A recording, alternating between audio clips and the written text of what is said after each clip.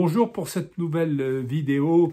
de Vinolex, l'ingénierie juridique au service du vin. Alors je vous remercie de liker, de partager, de vous abonner à ma chaîne sur YouTube parce que je pense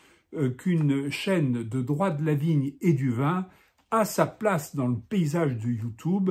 ne serait-ce que parce que tout le monde fréquente aujourd'hui les vidéos et qu'il est utile pour tous, je le crois, de pouvoir regarder des petites vidéos rapides, simples, je l'espère claires, permettant de faire le point sur des notions juridiques importantes pour vos exploitations. Alors aujourd'hui, je voudrais vous parler des AOP, des IGP, de leur défense en face de la défense des marques et articulant ce lien entre les deux de la notion d'évocation dont vous allez voir la consistance, l'évolution et l'importance. Les AOP et les IGP ont été créés pour défendre les intérêts collectifs de tous ceux qui en bénéficient, de par l'implantation géographique de leurs terres, la qualité de ces dernières, la qualité des vignobles qu'ils cultivent, et elles ont eu une reconnaissance législative du droit de se défendre à partir de la défense de leur nom. Et le Code rural et de la pêche maritime nous dit que cette défense peut être celle du nom comme de tout ce qui l'évoque.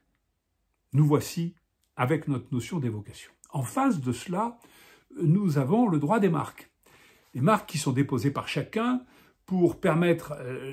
la commercialisation de ces produits, de ces cuvées, la pénétration des marchés par ces dernières, et des marques dont le régime juridique est d'une très grande complexité, mais dont on peut dire que l'une des notions charnières est constituée par le risque de confusion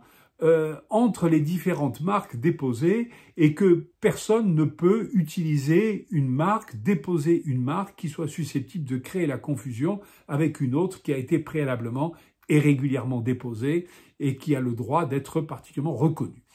Nous savons qu'en matière viticole, il y a encore un régime juridique bien particulier qui lui est spécifique et qui vient s'ajouter au régime général, mais la notion centrale est là.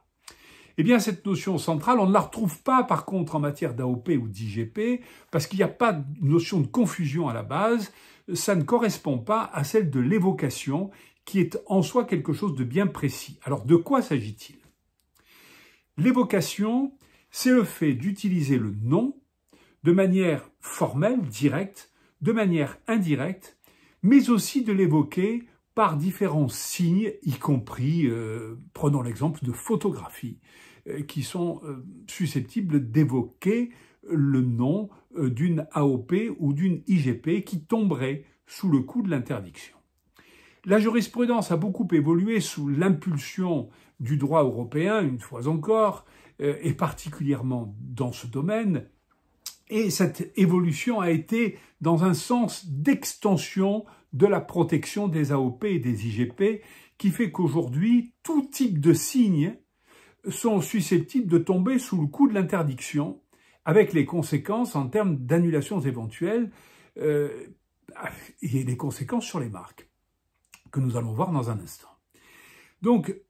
très large appréciation de tout type de signes. Et élément encore supplémentaire de cette évolution qualifiée d'absolutiste par certains commentateurs juridiques, c'est que le principe de spécialité ne s'applique pas. Alors qu'est-ce que c'est que le principe de spécialité? C'est simplement qu'une appellation, elle est déposée pour un fromage, pour un vin. Eh bien, la jurisprudence va considérer que l'interdiction d'évoquer le nom de cette appellation de quelque manière que ce soit va également s'appliquer à des produits qui ne sont pas ceux de l'appellation en question. Et ça a notamment été affirmé pour les fromages Morbier. De même que ça a été affirmé à propos de Champollion, qui était une appellation, une marque de produits de boissons non alcoolisées, qui se sont vus interdire l'utilisation du nom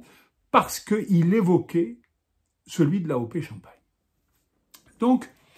on est véritablement dans une évolution qui est extrêmement large et dont on s'aperçoit aujourd'hui, et c'est pour ça qu'elle vous intéresse, qu'elle a des conséquences sur les marques. Alors, quels sont les effets de cette évolution du droit? Eh bien, tout d'abord, c'est que les juridictions françaises sont aujourd'hui sous l'impact de ce mouvement qui a été décidé, organisé à partir des juridictions européennes. Que grâce à cela, les AOP et les IGP bénéficient d'une protection très large et c'est une excellente chose et tout le monde s'en félicite. Le revers de la médaille, disent certains, c'est qu'on assiste à une espèce de banalisation des notions juridiques qui s'appliquent à partir de celles d'évocation et qu'on est dans un domaine où finalement ça ressemblerait quelque part de plus en plus à la défense du droit des marques,